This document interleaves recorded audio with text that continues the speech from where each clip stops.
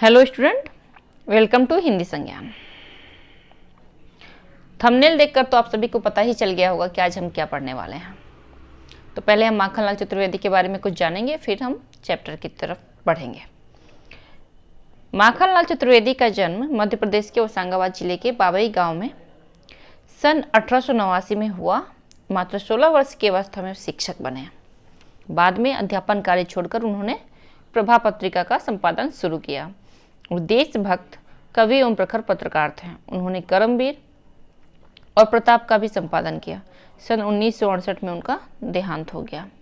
Him किरीटनी, साहित्य देवता, him Tarangini, वेणु लों गुंजे धरा उनकी प्रमुख कृतियां हैं। उन्हें पद्म भूषण एवं साहित्य अकादमी पुरस्कार से सम्मानित किया गया है। माखनलाल चतुर्वेदी की रचनाएं राष्ट्रीय भावना से युक्त हैं। उनमें स्वतंत्रता की चेतना के साथ देश के लिए त्याग और बलिदान की भावना मिलती है, इसलिए उन्हें एक भारतीय आत्मा कहा जाता है। इस उपनाम से उन्होंने कई कविताएं भी लिखी हैं। तो चलिए और आगे हम इस लाइन को आप लोग पढ़ लीजिएगा, इस पैराग्राफ को पढ़ लीजिएगा। यहाँ से प्रश्न बनते हैं। अब सीधे हम चैप्टर की तरफ चलते हैं। पहले हम जानेंगे कि कवि ने इस कविता की रचना कब और क्यों की। कैदी और कोकिला उस समय कवि ने लिखी जब हमारा देश ब्रिटिश शासन के अधीन गुलामी की जंजीरों में जकड़ा हुआ था। कवि खुद भी एक स्वतंत्रता सेनानी थे, जिस वजह से उन्हें कई बार जेल जाना पड़ा। जेल में रहने के दौरान वे इस बात से अवगत हुए कि जेल में स्वतंत्रता सेनानियों के साथ अंग्रेजों द्वारा कितना दुर्व्यवहार होता है। इसी सोच को उन्होंने जनता के सामने लाने के लिए इस कविता की रचना की। पहले पैराग्राफ को में कवि ने स्वतंत्रता सेनानियों के मनोदशा को दर्शाया है। जब अंधेरे में उदास कवि बैठे हैं, तब उन्होंने एक कोयल को गाते हुए सुना और उन्हें ऐसा लगा जैसे मानो कोयल उनके लिए कोई संदेशा लेकर आई हो। तो उनके मन में कई तरह के प्रश्न उठने लगते हैं और वे कोयल से प्रश्न करते हुए कहते हैं कि कोयल तुम क्या गा रही हो, क्या गाती हो, क्यों रह रह जाती हो? कोकिल बोलो तो। क्या लाती हो, संदेशा किसका है? कोकिल बोलो तो। अब कह रहे हैं कि कोयल तुम क्या गा रही हो, और तुम गा रही हो तो बीच बीच में गाते गाते चुप क्यों हो जा रही हो? ऐसा क्यों कर रही हो कोकिल, जरा बताओ तो। क्या तुम संदेशा लेकर आई हो? और संदेशा लेकर आई हो तो यह संदेशा कहाँ से लेकर आई हो, और यह संदेशा किसका है? जरा बताओ तो। कोकिल कुछ बोलो तो।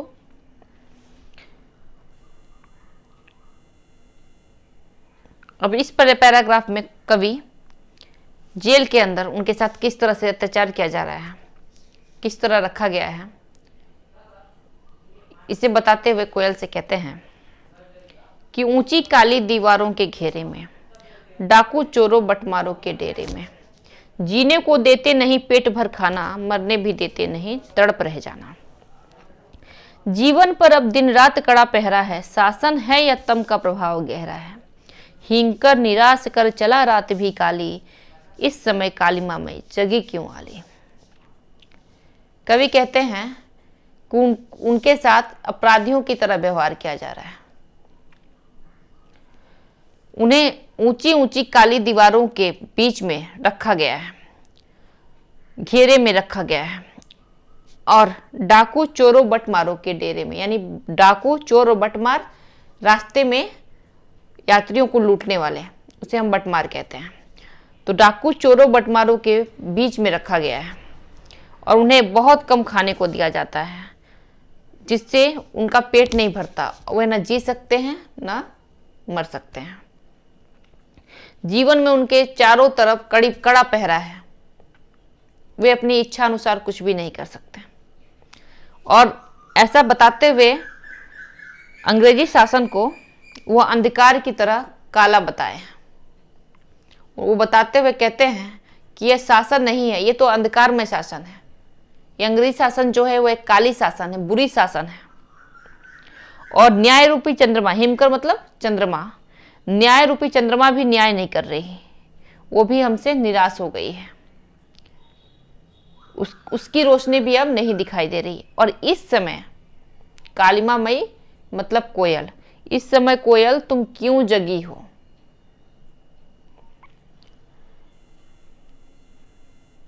क्यों हुक पड़ी बेदना बोझ वाली सी, कोकिल बोलो तो। क्या लूटा मृदुल वैभव की रखवाली सी, कोकिल बोलो तो। अब यहाँ पे कवि को लगता है कि कोयल की आवाज में वेदना है, दर्द है, और यह वेदना दर्द क्यों है? कवि को लगता है कि शायद इसने कहीं अंग्रेजों द्वारा भारतवासियों पे किए गए अत्याचार को देख लिया है, शायद इसीलिए कोयल की आवाज में इतना दर्द और वेदना है। तो वे प्रश्न करते हुए कहते हैं कि क्यों हुक पड़ी वेदना बोझ वाली सी, कोकिल बोलो तो। क्या लूटा मृदुल वैभव की रखवाली सी, कोकिल बोलो तो। अब यहाँ जो कोकिल यानी कोयल की स्वर में निहित जो वेदना है उसे बोझ के समान बताते हुए कवि भारतवासियों के मन में छिपी वेदना की तरफ इशारा करते हैं और कहते हैं कि क्यों हुक पड़ी वेदना बोझ वाली सी। क्यों क्यों तुम इस तरह से दर्द भरी आवाज में बोल रही हो, गा रही हो? तुम्हारी आवाज में दर्द है, वेदना है। तुम तो मीठी आवाज और सुरीली आवाज के लिए जानी जाती हो। ऐसा तुम्हारा क्या लुट गया है जो तुम्हारी आवाज में इतनी दर्द, इतनी वेदना है? कोकिल कुछ बताओ तो। फिर कवि को ऐसा लगता है कि कोयल क्या कर रही है? चीख रही है। क्यों चीख रही है? उनको आधी रात में कोयल को चीखते हुए जब वो देखते हैं तो बड़ा अस्वाभाविक लगता है। उन्हें लगता है कि कोयल क्यों चीख रही है। शायद उसने जंगल में लगी आग को देख लिया है। क्या हुई बावली अर्धरात्रि को चीखी, कोकिल बोलो तो। किस दावानल की ज्वालाएं हैं दिखी, कोकिल बोलो तो। क्यों बावली, हे पगली, तुम ऐसे आधी रात को क्यों चीख रही हो? अंधेरे को चीरते हुए क्यों चीख रही हो? क्यों रो रही हो? ऐसा क्या हो गया जो तुम ऐसे रो रही हो, ऐसे चीख रही हो? कोकिल जरा बताओ तो। क्या तुमने दावानल मतलब जंगल में लगी आग को हम दावानल कहते हैं, क्या तुमने जंगल में लगी आग को देख लिया है? अब यहाँ जंगल में लगी आग का मतलब क्या है? कवि का आशय है कि क्या तुमने अंग्रेजों द्वारा भारतवासियों पर किए गए अत्याचार को देख लिया है जो तुम इतने दर्द भरी आवाज में चीख रही हो? क्या तुमने जंगल में लगी आग को देख लिया है? आखिर ऐसा क्या हुआ है जो तुम ऐसे अर्धरात्रि में चीख रही हो? कोकिल बोलो तो, कोकिल बताओ तो। क्या देख न सकती जंजीरों का गहना, हथकड़ियां क्यों यह ब्रिटिश राज का गहना? कोल्हू का चर्रक चूं जीवन की तान, गिट्टी पर अंगुलियों ने लिखे गान। हूँ मोट खींचता लगा पेट पर जुआ, खाली करता हूँ ब्रिटिश अकड़ का कुआं। दिन में करुणा क्यों जगे रुलाने वाली, इसलिए रात में गजब ढा रही आली। अब इन पंक्तियों में कवि कोयल से कहते हैं कि तुम मेरे हाथों में पड़ी इन जंजीरों को देख नहीं पा रही हो। ये मेरे हाथों में जो जंजीरें पड़ी हैं यह जंजीरें नहीं हैं, यह ब्रिटिश राज द्वारा हमें पहनाए गए गहने हैं। अर्थात स्वतंत्रता सेनानियों के लिए जंजीरें नहीं, यह अमूल्य गहने हैं। उन्हें अपने देश के हित के लिए काम करने के लिए पकड़ा गया है, इसलिए यहाँ पे कवि ने हथकड़ी को गहना बताया है।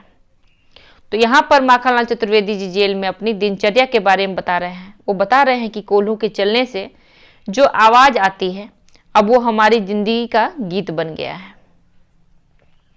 बड़े बड़े पत्थरों को तोड़कर छोटी छोटी जो गिट्टियां हम बना रहे हैं उसमें क्या कर रहे हैं? हम स्वतंत्रता का गीत लिख रहे हैं। कवि आगे कहते हैं कि हम अपने पेट पर जुआ बांधकर मोट। अब जुआ क्या? बैल के दोनों तरफ लकड़ी लगाई जाती थी ना कंधों पर, उसे हम जुआ कहते हैं। और मोट मतलब चमड़े का थैला जिससे कुएं में पानी डालकर पानी निकाला जाता है। तो मोट से पानी निकालकर ब्रिटिश राज की अकड़ की कुआं हम धीरे धीरे खाली कर रहे हैं। अंग्रेज हमारे ऊपर कितना भी अत्याचार कर लें वे हमारा मनोबल कम नहीं कर सकते हैं, हमारे अंदर की देशभक्ति की भावना को कम नहीं कर सकते हैं। धीरे धीरे सही, लेकिन एक दिन हम इस अंग्रेजी शासन को उखाड़ फेंकेंगे। कवि कहते हैं कि शायद तुम दिन में इसलिए नहीं गाती हो कि तुम्हारी वेदना भरी चीख सुनकर हमारा दिल करुणा से भर जाए या हम कमजोर पड़ जाएं, इसीलिए तुम हमें आधी रात में ढांढस बंधाने आई हो। अगली पंक्ति, इस शांत समय में अंधकार को बेध रो रही क्यों हो, कोकिल बोलो तो। चुपचाप मधुर विद्रोह बीज इस भांति बो रही क्यों हो, कोकिल बोलो तो। अब कवि कहते हैं कि इस शांत समय में, यानी जो चारों तरफ सब लोग सो चुके हैं, शांत का अंधकार है, शांत का माहौल है, शांति का माहौल है, तो इस अंधकार को चीरते हुए तुम क्यों रो रही हो कोकिल, ऐसा क्यों कर रही हो, जरा बताओ तो। क्या तुम चुपचाप इसलिए आधी रात में आई हो कि हमारे अंदर अंग्रेजों के खिलाफ विद्रोह की बीज बो सको, हमारे अंदर, भारतवासियों के अंदर देश प्रेम की भावना को जगाने आई हो? कोकिल बताओ तो, कोकिल कुछ बोलो तो। काली तू रजनी भी काली, शासन की करनी भी काली, काली लहर कल्पना काली, मेरी काल कोठरी काली। टोपी काली, कमली काली, मेरी लौ श्रृंखला काली, पहरे की हुंकृति की ब्याली, 30 पर है गाली ए आली। इस पंक्ति में अंग्रेजी शासन, यानी देखिए काला क्या है, काला को हम अशांति और दुख का प्रतीक मानते हैं, इसलिए यहाँ कवि सारी चीज़ों को, जेल में जितनी भी चीज़ें हैं उसको काला बताते हुए एक दुख और बुरा शासन, अंग्रेजों को क्या बताया है, बुरा शासन बताया है, काली शासन बताया है। अंग्रेजी जो कार्यप्रणाली है वो एक काली शासन है, इस तरह से कवि ने यहाँ पे बताया है। और बताते हुए कहते हैं, काली तू रजनी भी काली, शासन की करनी भी काली, काली लहर कल्पना काली, मेरी काल कोठरी काली। यानी कि हे कोयल, तू तो काली है, रात भी काली है और शासन की करनी भी काली। जो शासन है, अंग्रेजी शासन है, उसी कार्य प्रणाली भी क्या है, काली है। काली लहर कल्पना काली, जिससे हमारे अंदर जो कल्पना आ रही है वो भी काली कल्पना आ रही है, ठीक है, वो जो कल्पना है वो भी काली है। मेरी काल कोठरी काली, और जिस कोठरी में रहता हूँ वो कोठरी भी क्या है, काली है। जो मैं टोपी पहना हूँ, टोपी काली, कमली काली, जो मैं टोपी पहनता हूँ वो भी काली है। कमली काली, यानी जो मैंने कंबल ओढ़ा है वो भी काली है। मेरी लौ श्रृंखला काली, यानी जो जंजीरें हैं, लोहे की जो जंजीरें हैं वो भी काली हैं। पहरे की हुंकृति की ब्याली, अब यहाँ पे देखिए हुंकृति मतलब होता है हुंकार, और ब्याली माने सर्पणी। तो पहरे की जो पहरेदार है, जब वो जोर से आवाज हुंकार भरते हैं और गाली देते हैं तो उनको ऐसा सुनकर लगता है जैसे सर्पणी डसने को आ रही हो। तो यहाँ पे सभी चीजों को कवि ने काला बताया है। अब यहाँ पर इस पंक्ति में, इस काले संकट सागर पर मरने की मदमाती, कोकिल बोलो तो। अपने चमकीले गीतों को क्यों कर हो तैराती, कोकिल बोलो तो।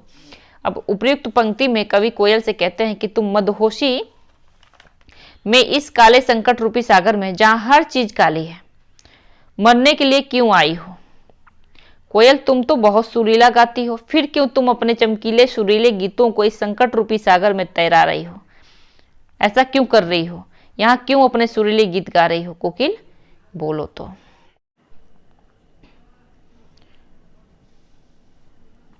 तुझे मिली हरियाली डाली, मुझे नसीब कोठरी काली, तेरा नभ भर में संचार, मेरा 10 फुट का संसार, तेरे गीत का हवे वाह, रोना भी है मुझे गुनाह, देख विषमता तेरी मेरी, बजा रही तिस पर रणभेरी। प्रस्तुत पंक्तियों में कवि ने स्वतंत्र कोयल और बंदी कैदी की मनःस्थिति की तुलना बड़े ही मार्मिक ढंग से की है।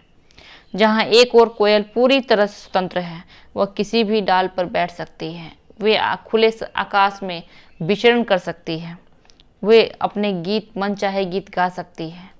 दूसरी तरफ कैदी के लिए अंधकार से भरा हुआ 10 फुट का जेल के अंदर 4 दीवारी है, जिसमें उसे अपना जीवन बिताना पड़ता है।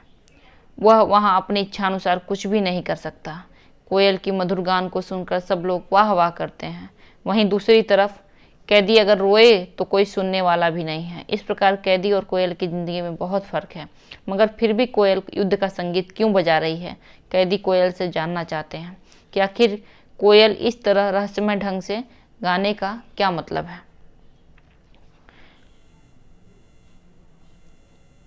इस हुंकृति पर अपनी कृति से और कहो क्या कर दूं, कोकिल बोलो तो। मोहन के व्रत पर प्राणों का आसव किसमें भर दूं, कोकिल बोलो तो। प्रस्तुत पंक्तियों में कवि ने कोयल और कैदी दोनों के अंदर स्वतंत्रता की प्रबल भावना को दिखाया है। जहां कोयल अपने जोशीले गान से देशवासियों में विद्रोह जागृत कर रही है, वहीं दूसरी तरफ स्वतंत्रता के लिए लगातार अंग्रेजी सरकार की यातनाएं कैदी सह रहा है। इसलिए कवि ने यहाँ कोयल की आवाज़ को कैदी के लिए आज़ादी का संदेश बताते हुए कहा है कि जिसे सुनकर कैदी कुछ भी करने के लिए तैयार हो जाते हैं। और वो कहते हैं, कोयल से कहते हैं कि हे कोयल, मुझे बताओ कि मैं गांधी जी द्वारा चलाए जा रहे इस स्वतंत्रता संग्राम में किस तरह अपने प्राण झोंक दूं। मैं तुम्हारे संगीत को सुनकर अपनी रचनाओं द्वारा क्रांति भड़काने वाली अग्नि तो पैदा कर रहा हूं, लेकिन तुम मुझे बताओ कि मैं ऐसा क्या कर दूं जिससे देश की आज़ादी के लिए लोग अपने प्राण भी दे सकें। यहाँ आसव मतलब रस होता है, तो ऐसा क्या कर सकता हूँ कोयल, मुझे बताओ तो। कभी अब यहाँ पे क्या है, कवि को जब कोयल को गाते हुए सुनते हैं तो अलग अलग समय में अलग अलग संभावनाएं दिखती हैं। कभी लगता है कि कोयल उनके लिए संदेश लेकर आई है, कभी लगता है कि कोयल की आवाज़ में दर्द है, वेदना है, शायद उसने ऐसा देख लिया है कि अंग्रेजों द्वारा किस तरह से भारतवासियों पर अत्याचार किया जा रहा है। कभी लगता है नहीं, उसने आग की लपटें देख ली हैं। कभी लगता है किसी ने कुछ उसका लूट लिया है। तो मतलब कई तरह की संभावनाएं उन्हें लगती हैं और इस तरह से उन्होंने इस कविता की रचना की। तो आज के लिए इतना ही। यदि इस चैनल को सब्सक्राइब आपने नहीं किया है तो कृपया कर लें, साथ में बेल आइकन भी दबा लें ताकि सब नोटिफिकेशन समय से आप तक पहुंचती रहे और अगली वीडियो में हम इसका प्रश्न उत्तर देखेंगे। ठीक है, तो आज के लिए इतना ही। धन्यवाद।